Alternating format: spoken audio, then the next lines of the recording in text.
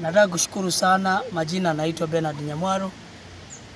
Nafanya na shirika la Juhudi Africa.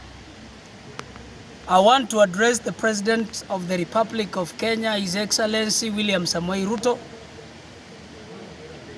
I want to address the Kisii County Governor, His Excellency Paul Simba Arati. Mheshimiwa Rais, umeweka kibao mbele kupiga ufisadi. Ni aibu kubwa ya kwamba baadhi ya wakilishi wa bunge la jimbo la Kisii wameungana leo na gavana mfisadi, wamekuja State House ili uweze kuprotect yeye katika ule uchunguzi wa wizi ambao unaendelea na Anti-Corruption Commission of Kenya. Nataka kusema ya kwamba juzi, the entire week, EACC has come in Kisii investigating corrupt practices, and today, Mr. President, wewe umekaa na wakilishi wa wadi tofauti kutoka jimbo la Kisii ili kufunika ufisadi ambao umejikita katika jimbo la Kisii. Mheshimiwa Rais, nataka kukuambia ya kwamba ni aibu kubwa kuenda kinyume na katiba ya Kenya, kwa sababu katiba ya Kenya inasema ya kwamba wewe uliapa kutumikia wananchi wa nchi ya Kenya bila kupendelea, bila kuangalia mambo yoyote.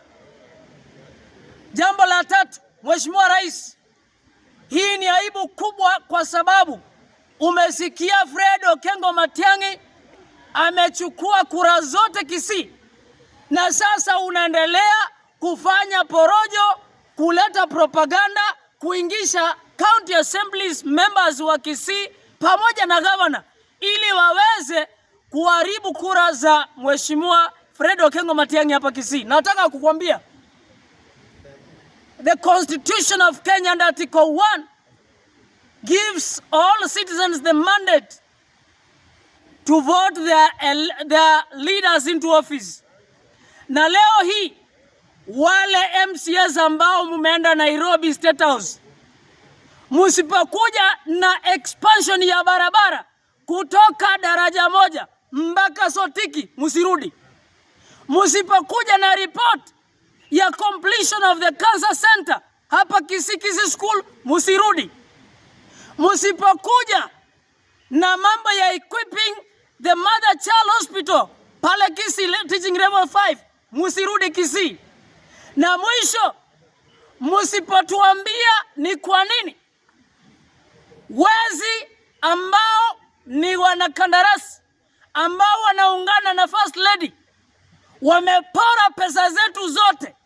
Haiwezekani ya kwamba Mheshimiwa Gavana wa Kisii, leo hii wewe unatumia a section of leaders, a section of contractors, unapagua na wa leaders wengine, alafu unasema ya kwamba wewe umetenda kazi Kisii.